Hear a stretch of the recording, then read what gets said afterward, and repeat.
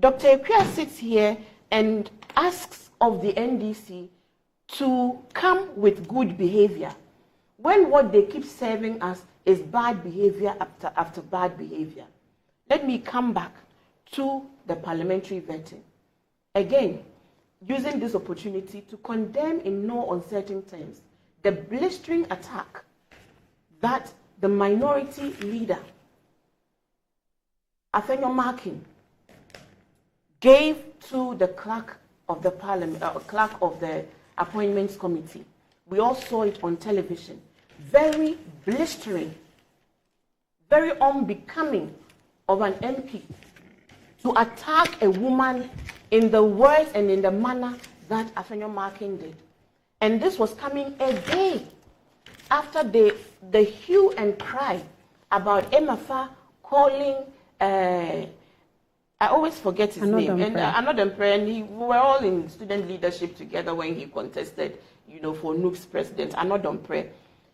Annoh-Dompreh cries that he has been attacked, a man has been attacked in his own homestead by a citizen, and that was very unparliamentary and bad behavior, to the extent that NDC MPs also found reason to condemn the action of Emefa.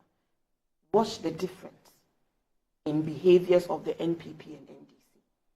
That when there is a problem that people agree shouldn't have happened, NDC members on the floor of Parliament publicly condemned one of their own.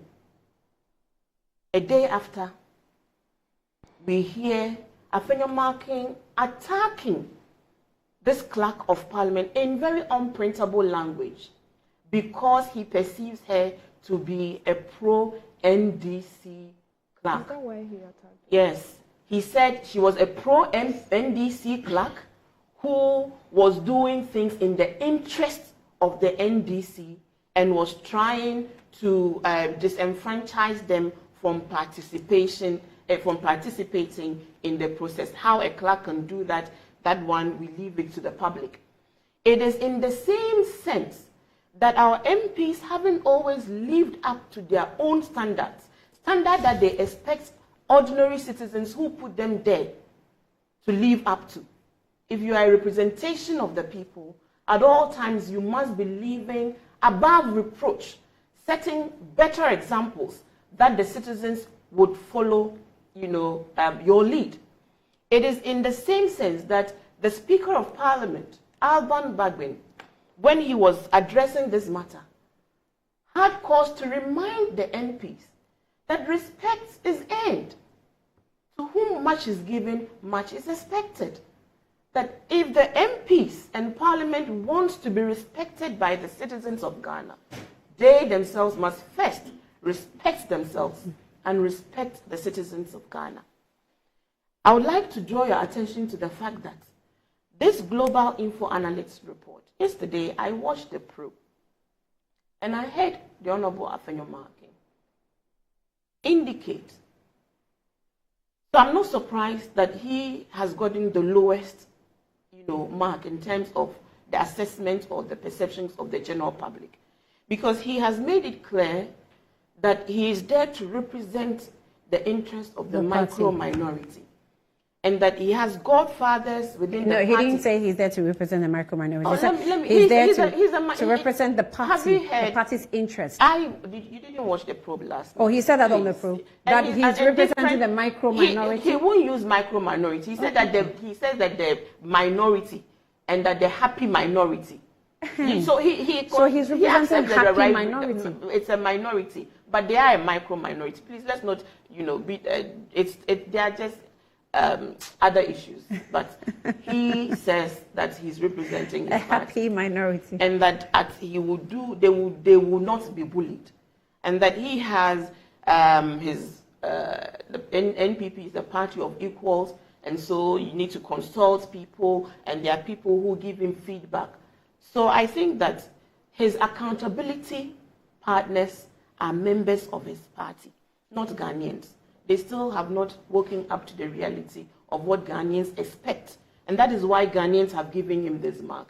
He will not be bothered about what Ghanaians think, because even as at yesterday, he poo-pooed when MFA was trying to ask him a question based off on the report. He poo-pooed it. He says that it's a political season, and the surveys are... Yes, as at yesterday, he still was not ready at all to hear. He the report again. He was not ready to hear anything the report had to say about him or his conduct. He was interested only in what the people he was representing felt about the execution of his work. Musa Dankwa gave me that response. So exactly, response available for everybody to see. So again, that's what I'm saying. So I'm not sure he will be bothered at all by what Ghanaians think about his performance once his party is happy at the way he's representing. Again, it is up to us Ghanaians to see if this is what we should be doing with a vetting, committee. Here we are again trying to bring back issues of Ablakwa making claims. At that vetting, we all watch, unless we watch a different thing. There is nothing Ablakwa has said in the public sphere that he didn't have any documentary, backup for. And as we said here, there are always allegations. Everybody is innocent until proven guilty in the courts of law. But there's always a reasonable grounds for which we have to take matters to the law court or, further investigate matters. So the issue again about state land has never been a legal conversation. It's about the moral and ethical conversation. The party that has come into opposition over the past 8 years is the New Patriotic Party. If they were minded to ensure a strict, enforcement, of these standards, or even if they were minded to desist from what has pertained in the past 8 good years, what reforms did they propose on this specific matter of state capture or politicians buying and acquiring state property and state lands?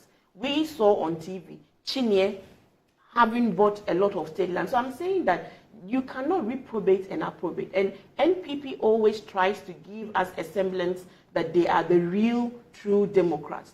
And my sister here attempts to denigrate again or bring back the PNDC regime for mention. No one will sit here and justify the excesses of any military administration. Excesses. Of course.